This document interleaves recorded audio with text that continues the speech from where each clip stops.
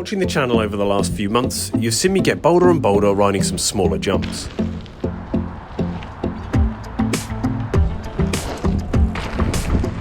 As we progress in mountain biking and we ride harder and more interesting trails, sooner or later we need to become comfortable in the air. Managing well on these smaller style jumps, I thought it was about time to see how I would cope on some real jumps. A couple of weeks ago we visited Old Hill Bikepark in Cornwall and successfully navigated the tabletop jumps on the blue line.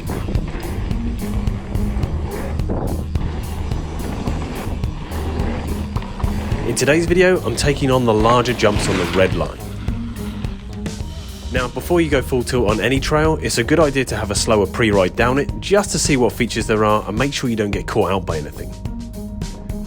And it's fair to say that my first run down sucked. I was messing up my line, getting caught out by corners, casing jumps and downright getting lost. Oh, I went the wrong way. But once I had the line under my belt, I got back to the top to have a proper go at it. The first challenge on this line are the 3 smaller tabletop jumps straight down from the roll-in.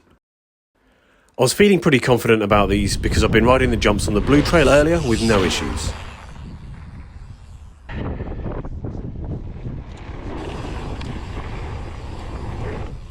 I managed to clear these 3 jumps. It wasn't pretty, but I'll take it.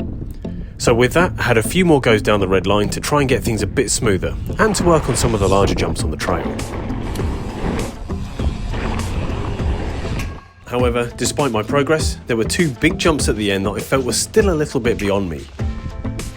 But the more confident I got on the trails, the more I couldn't help but wonder what would happen if I had a go at the first of the larger jumps. So I started off just having a half-speed run-up just to see what it was like. And it seemed fine. The simple fact that I hadn't burst into flames when I landed was making me feel very optimistic. So the time had come. I pushed back up to the roll-in to give the entire line a go and see how I felt as I got to that bigger jump. So here we go. The first 3 jumps were no problem. I practiced these and I was well versed at how they worked.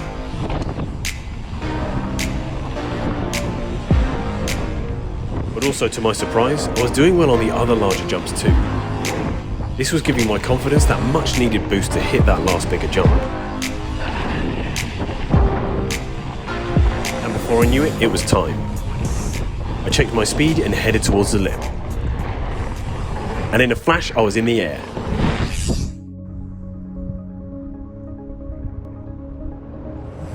Yes, landed with no issues. In fact, I was surprised how easy it felt. So, to make sure this whole thing wasn't a fluke, I decided to hit it again. And again. And again. Now, this goes to show that it wasn't my riding skills that were the problem, but my lack of confidence. Something I know has been low since I had my accident. However, after riding it on my enduro bike, there was one more thing to do before I left. Break out the big guns. I wanted to see how my entry-level hardtail handled the course, to see how much different a bike really makes. Is it the bike doing the work to get me over the jumps, or is it me, the rider? Here we go.